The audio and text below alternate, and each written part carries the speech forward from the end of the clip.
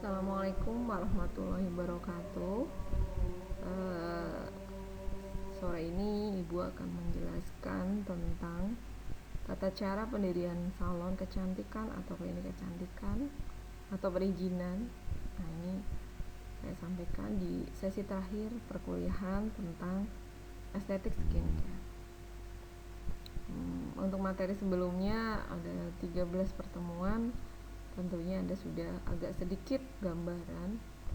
Barangkali ada yang tertarik atau barangkali ingin bisnis. Bu, saya kapan-kapan nanti bisa WA saya atau japri. Nanti Bu, saya pengen minat gitu ya. Bisa Anda nanti saya arahkan bagaimana, bukan hanya pelatihannya, bukan hanya pembelajarannya saja, hands on-nya juga ke klien. Kasus juga akan saya sampaikan. Karena tidak bisa kita pembelajaran hanya secara online. Kalaupun misalnya online teknik asas, misalnya contoh facial contohnya, dengan online pun juga akan kurang memuaskan. Yaitulah perbedaan medis pembelajaran di klinik atau di rumah sakit atau praktek klinik itu sangat jauh berbeda dengan teori dengan pembelajaran lainnya ya. Kalau di klinik memang butuh sekali hands on, butuh sekali ketemu klien. Jadi inilah yang paling pembelajaran yang paling utama. Jadi nanti Anda misalnya lulus S1 tapi tidak melanjutkan nurse, itu percuma. Standarnya itu ya nanti Anda harus nurse sampai dengan selesai, karena praktek adalah yang paling utama. Kalaupun di kampus itu sudah praktek di labor, nanti ketemu klien beda sekali, jauh sekali. Jadi pembelajaran di klinik adalah pembelajaran yang sangat besar manfaatnya buat Anda. Baik, ini kelanjutan terakhir ya, ini sesi pertemuan terakhir, tata cara pendirian salon kecantikan. Kalau Anda minat sekali, pastinya Anda akan berpikir bagaimana ya perizinan, bagaimana kalau kita membuka klinik, bagaimana kalau kita standar salon saja dan sebagainya. Itu berdasarkan pengalaman saya, karena memang secara banyak Anda lihat salon kecantikan yang membuka perawatan wajah itu banyak yang tidak berizin, banyak yang tidak standar, barangkali tidak belajar, hanya autodidak. Itu sangat-sangat tidak profesional. Jadi harus belajarlah dulu, kemudian tahu basicnya, tahu kasus klien, tahu bagaimana cara yang benar dan sesuai standar ujian nasional misalnya gitu, bahkan secara standar internasional. Itu Anda akan lebih percaya diri, lebih profesional. Makanya di badan BNSP itu semua profesi itu harus ujian. Perawat kan juga ujian nantinya kan, sebagai uji kompetensi. Di skincare juga udah ujian skincare beautician, seorang ahli kecantikan. Di internasional juga ada nanti, makanya tita saya diploma Ciptek itu adalah gelar D3 dari kecantikan internasional. Standarnya D3. Kalau pembelajaran di sana kita hanya sebulan, tapi itu udah berapa ratus SKP, sehingga itu distandarkan diploma. Ini gelar bisa dipakai, jadi silakan. Tapi untuk gelar di PNS ya tidak bisa. Ini perlu Anda ketahui dulu ya. Oke. Nah, ini fenomena pasti semua profesi, semua bisnis, semua usaha tentunya akan mengikuti fenomena yang ada, atau apa sih yang ada di dunia ini, apa sih yang ada sedang tren gitu. Kalau fenomena kecantikan itu sebenarnya dari dulu sudah ada, cuman kesini yang karena banyak sekali entertainment, artis dan sebagainya yang membutuhkan perawatan tubuh, sehingga ini merupakan fenomena yang sangat besar akhir-akhir ini. Perawatan tubuh adalah utama. Jadi dimanapun orang, ketika mau tampil, ketika mau apalagi sekarang selfie, sekarang foto banyak sekali, Instagram mereka butuhnya sekali adalah foto. Nah foto itu tentunya akan melihat penampilan. Nah itu jadi klien tentunya banyak orang yang ingin merawat tubuhnya agar tampil cantik di foto kamera dan mendukung penampilan. Pastinya penampilan itu utama ketika wajah atau tubuh itu utama terlihat di kamera. Bahkan sekarang banyak sekali face app ya, jadi aplikasi yang membuat kulit muka cantik. Jadi hati-hati sekali Anda ketika ketemu orang di media sosial kelihatannya ganteng, kelihatannya cantik, ternyata itu hanya trik saja. Nah ketemu aslinya seperti apa, ya itu sama ketika Anda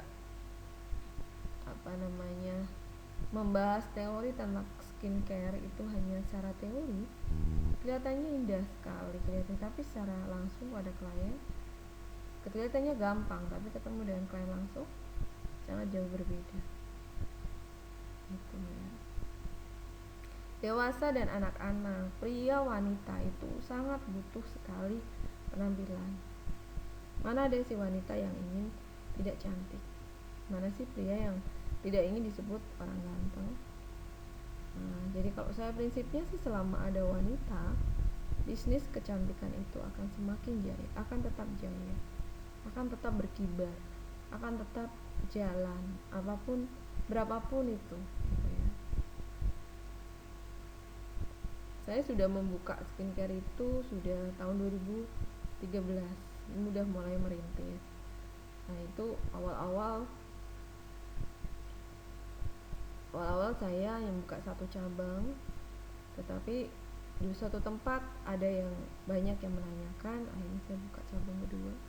Kemudian di kota Purbalingga ada yang menanyakan juga dan klien saya banyak di sana, saya coba buka di sana juga. Itu ternyata semuanya jalan juga ya. Standar jalan dan standar juga sesuai dengan target. Itu yang kita inginkan. Karena dia itu pria dan wanita butuh sekali perawatan. Dan di YM itu di tempat saya itu menerima pria juga, walaupun kita bikin tempat juga ruangannya juga privasi, pria dan wanita. Kadang-kadang ada suami istri datang ingin perawatan, mereka ya berjejer, nggak apa-apa kalau suami istri mereka berdua.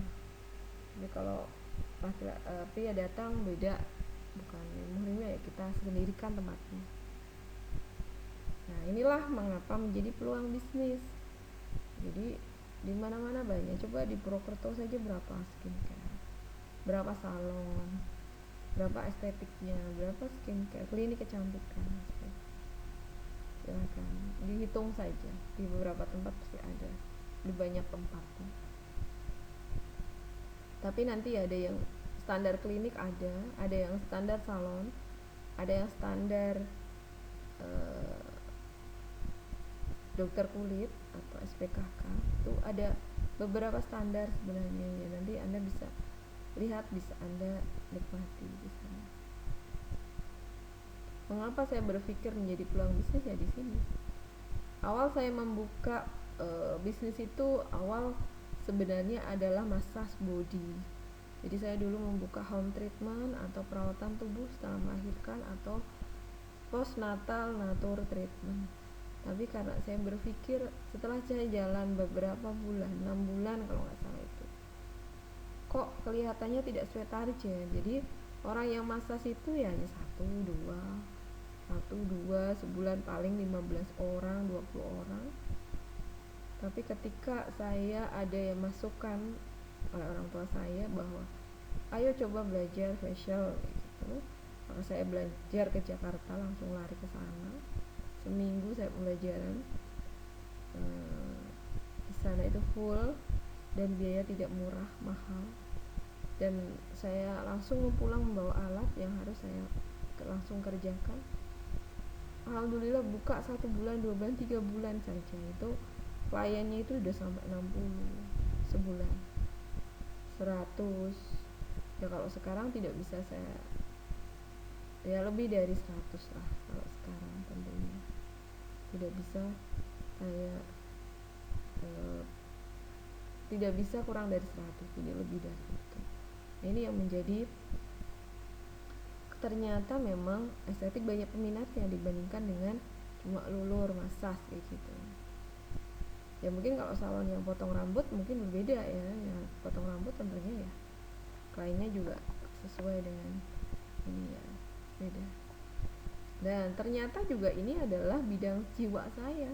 Kalau Anda mungkin berpikir saya itu perawat kok punya usaha seperti itu dari mana pikirannya gitu ya, barang dari mana kok bisa membuka skincare kayak gitu.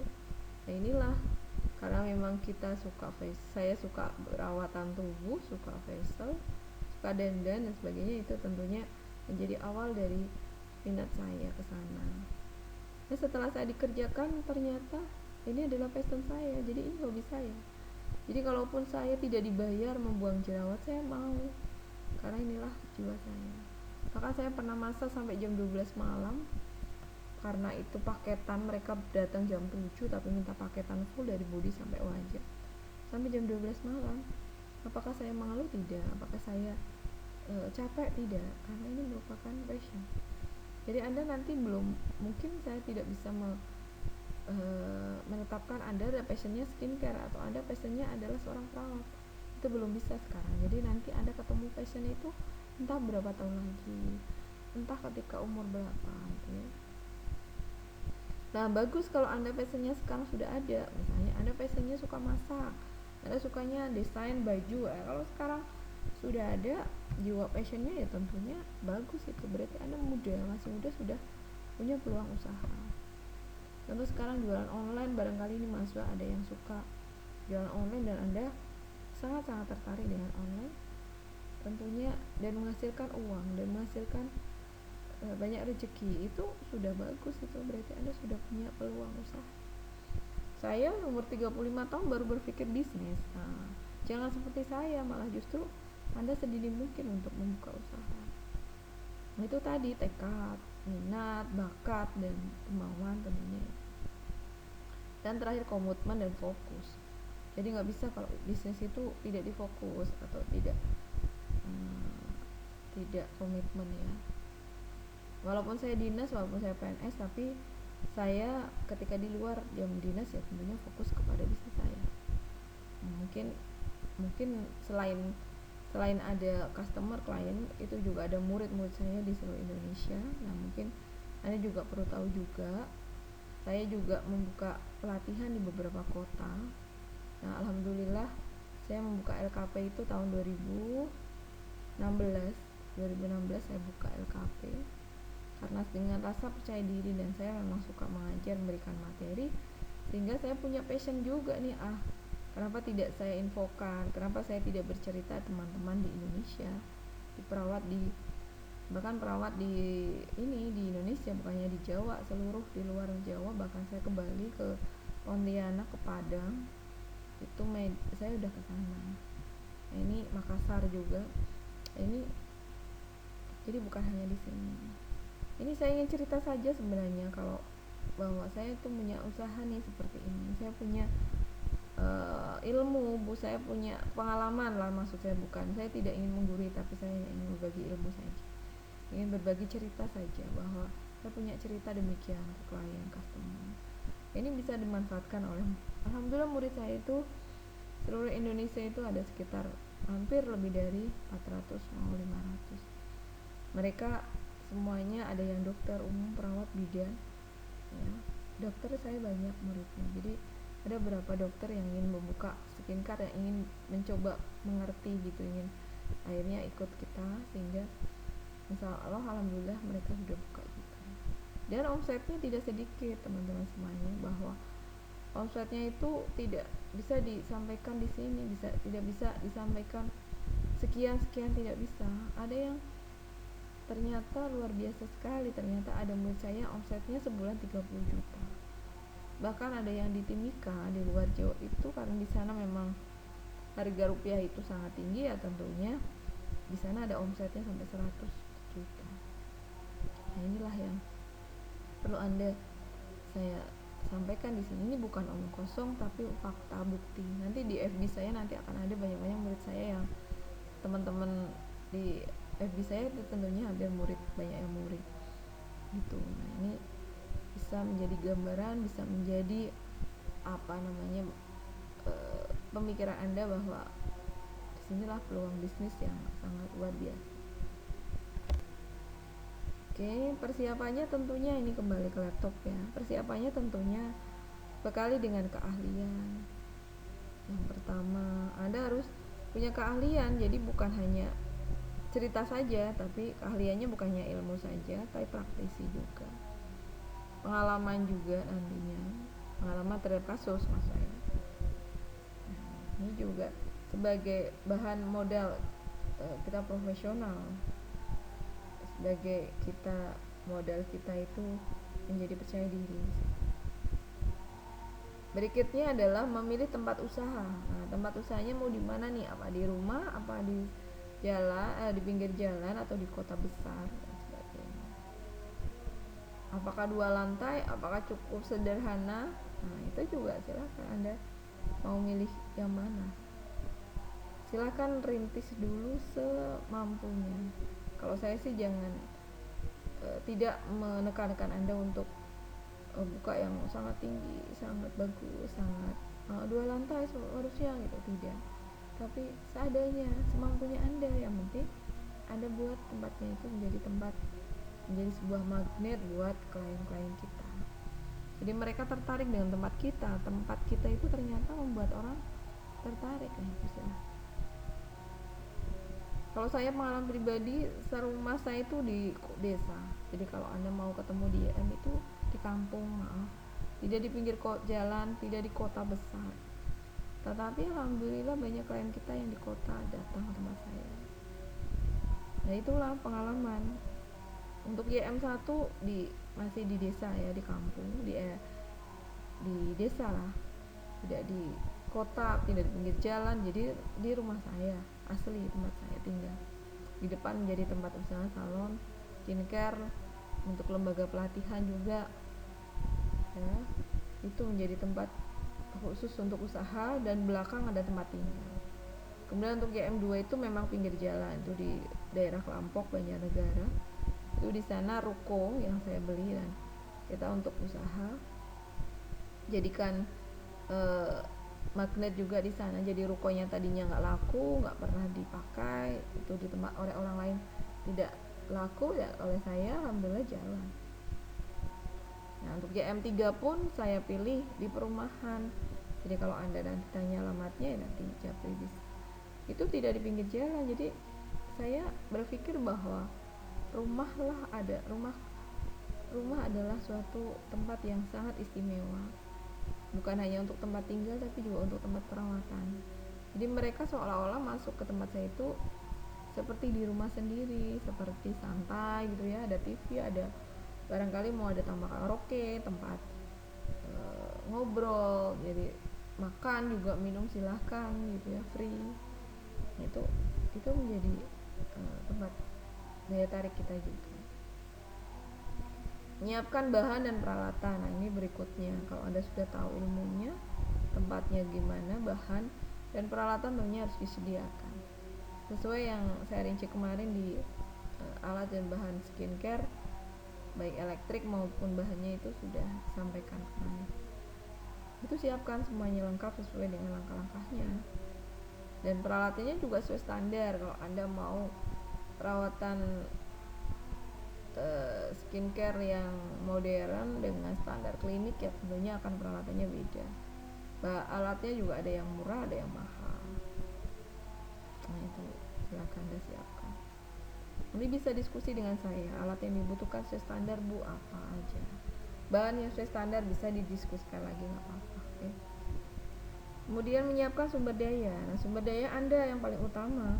Jadi kalau di bisnis itu jangan monggo kerso atau jangan silahkan asisten aja yang ngerjakan, tidak, tapi kita menguasai semua kasus, semua alat kita kuasai, bahan semua kita tahu manfaatnya dan sebagainya, itu harus kita justru utama. Berikutnya baru kita punya asisten, punya asisten, punya farmasi misalnya, itu baru kita siapkan.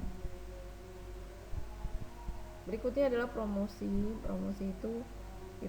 Promosi itu di mana-mana ada promosikan, di jalan, pakai brosur, pakai media sosial, IG, di WA, di Facebook, di apalagi yang lain ya. Silakan Anda promosikan untuk mengenalkan diri Anda. Di YM, di tempat saya itu dulu promosi itu awal pakai brosur, pakai kertas disebar awal, kemudian ada media IG, BBM dan sebagainya, mulai saya pakai itu. WA sekarang promosinya tidak hanya cuma sebentar saja, tapi secara terus menerus. Kalau Anda sebarkan brosur kan hanya sesaat saja,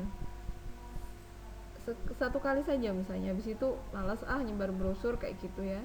Gak mungkin tuh tiap hari nyebar brosur, nyebar kertas, kan gak mungkin. Nah kalau promosi media sosial kan setiap saat Anda lakukan, setiap saat Anda promosikan, dan gratis, hanya telaten saja. Jadi inti dari entrepreneur itu sebenarnya promosi, rahasia promosi kenapa itu adalah rahasianya adalah secara terus menerus, tidak pernah bosan. Itulah rahasia dari iklan ya, iklanan.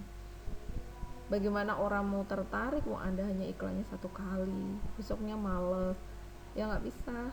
Jadi promosi itu setiap hari. Makanya Anda lihat WA story saya tentunya akan full materi iklan. Apapun saya pikirkan untuk iklan ya. Jadi saya bukan ajang pamer, tapi ajang iklan.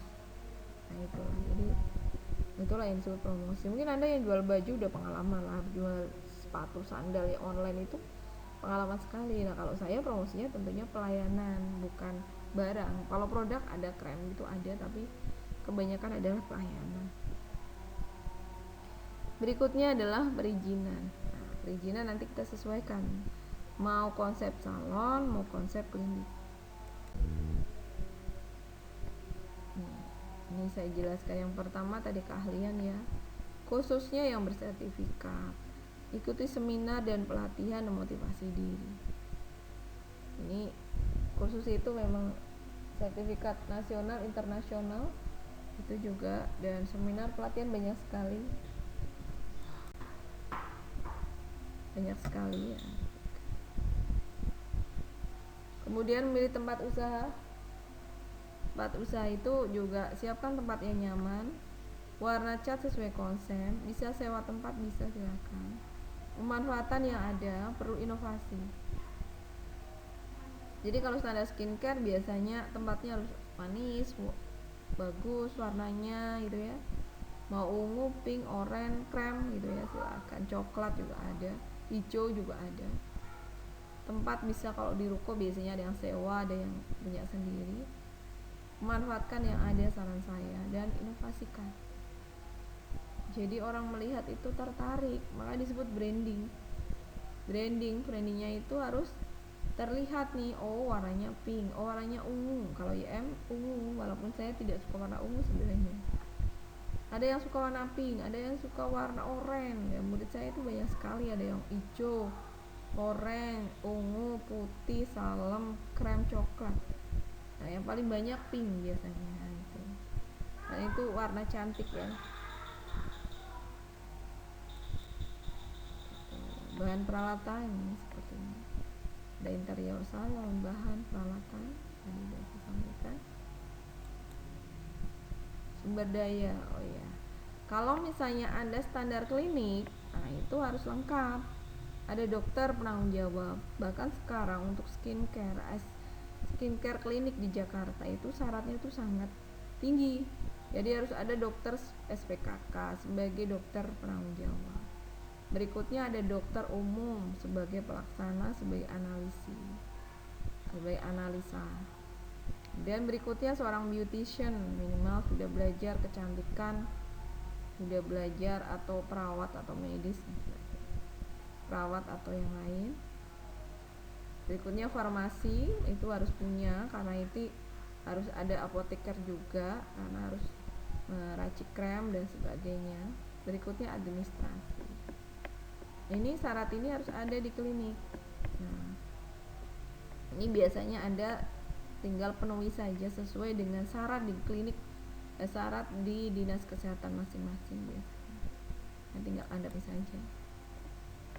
Ini promosi saya sampaikan lagi, ini meningkatkan kepuasan pelanggan, gunakan media yang ada, inovasi baik sarana maupun bahan.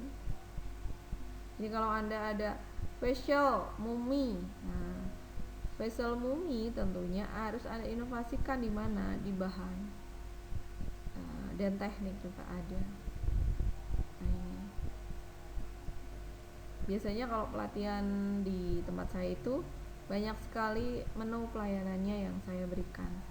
Jadi misalnya menu facial mumi, facial BB glow, facial derma roller, derma pen, facial bahkan vampir gitu, itu juga saya sampaikan. Nah, itu untuk pembelajaran pelatihan advance itu memang sampai itu ya. Laser juga ada misalnya. Ini promosinya di sini. Nah, ini perizinan. Sekarang kalau Anda mau perizinannya adalah salon, misalnya hanya standar salon kecantikan, Anda tinggal izin ke dinas perizinan DPMTSP atau dinas perizinan satu pintu. Nah, itu di sana nanti ada salon kecantikan. Karena tidak ada dokternya, berarti Anda masuknya salon. Sekarang dokter umum yang buka skincare yang tidak ada misalnya syarat dari klinik itu pun akhirnya ikutnya seperti salon. Hanya memang kalau kita medis biasanya disurvei oleh dinas kesehatan apakah tempatnya sesuai standar atau tidak dan sebagainya. Nah, kalau misalnya Anda malah membuka klinik, berarti Anda tinggal ke dinas kesehatan dulu, meminta syarat-syarat dan belangko, kemudian apa yang harus dipenuhi standarnya dari LH, lingkungan hidup, pembuangan limbah, nanti baru sampai ke DPMTSP juga. Nah, gitu. Dan kalau saya perawat memang izinnya ada izin salon dan saya tetap izin dari organisasi profesi. Saya sampaikan bahwa saya itu prakteknya bukan praktek pengobatan tapi praktek kecantikan. Monggo kalau mau standarkan dari PPNI.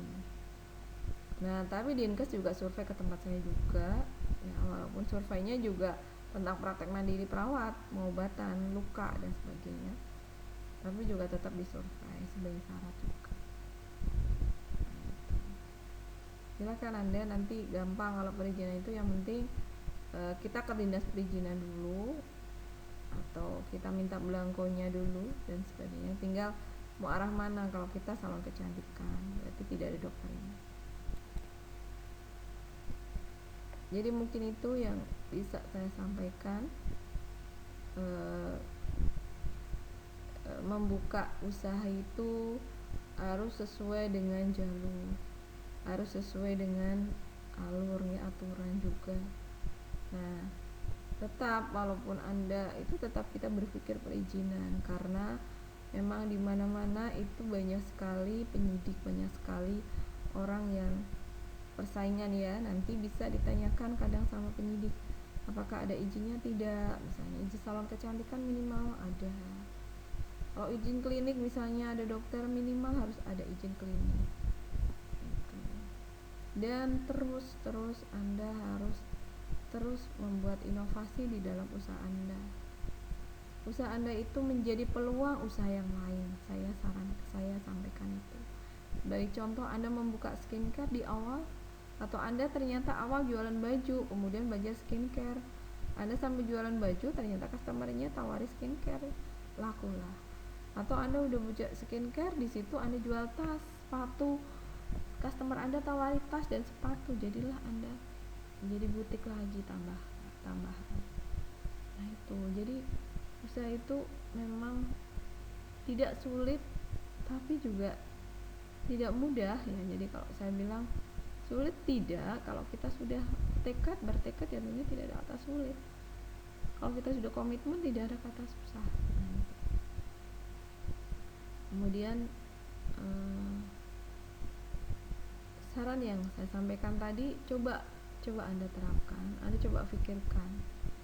misalnya nanti kalau Anda sudah lulus S1, Bu saya mau peminatan di kecantikan, ya monggo silahkan. Kan peminatan nanti ada yang KMB, ada yang jantung, gadar misalnya, komunitas. Bisa kalau Anda peminatan di kecantikan, karena ini merupakan peluang usaha. Jadi sekarang malah justru pembelajaran itu, perkuliahan itu justru akan entrepreneur masuk ke sana. Jadi kalau bidan tuh sekarang juga ada entrepreneurnya, baby spa, mom dan sebagainya.